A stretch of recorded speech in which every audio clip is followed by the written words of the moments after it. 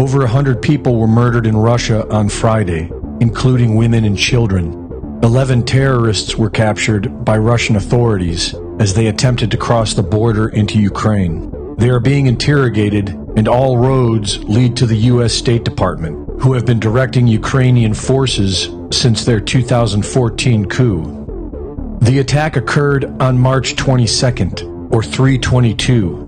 3/22 is the mysterious number used by Yale's infamous Skull and Bones Society. The official story is that 3/22 symbolizes the year 322 BC, to memorialize the event seen as the turning point which transformed Athens from a democracy to a plutocracy. A plutocracy is a society that is ruled by no other political philosophy other than the financial elite being in control of the people's destiny. The Skull and Bones is a grooming academy for the CIA, such as former director of the CIA George Bush, and 322 is their calling card. During the Tucker Carlson interview, President Putin was clearly speaking to the CIA. The CIA responded in a New York Times article admitting that they are using Ukraine as a proxy to wage war against Russia. Weeks before the attack, Victoria Nuland repeatedly boasted that Putin was in for a nasty surprise. Mr. Putin's going to get some nice surprises on the battlefield, and that Ukraine will make some very strong success this year. This supplemental funding will ensure Putin faces some nasty surprises on the battlefield this year. On March 7th, the U.S. Embassy issued a warning about the threat of terrorist attacks in Moscow, specifying concerts. The British Embassy in Moscow mirrored this warning. Days before the attack, Barack Obama paid an unexpected visit to the British Prime Minister at 10 Downing Street. President Obama, are you worried that Putin will rule forever?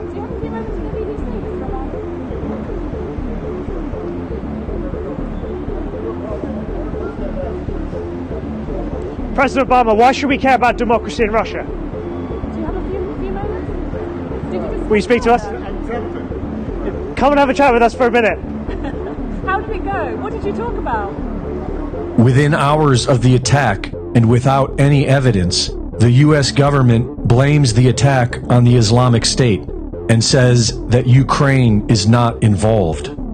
The very next day, while Russians were grieving, CIA mouthpiece The Washington Post gloated how the U.S. had prior knowledge of the attack and people still died.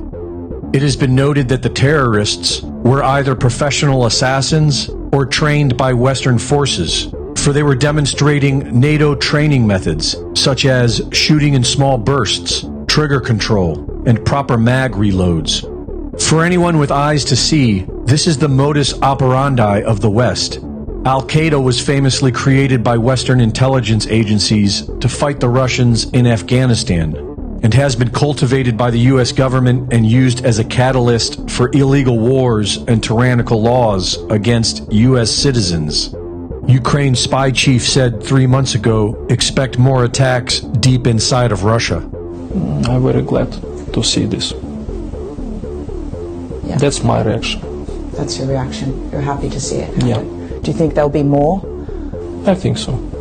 inside Russia, deep inside Russia? Deeper and deeper.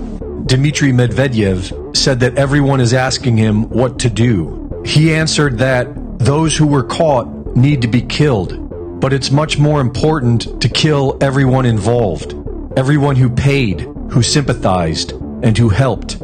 Kill them all. Reporting for InfoWars, this is Greg Reese.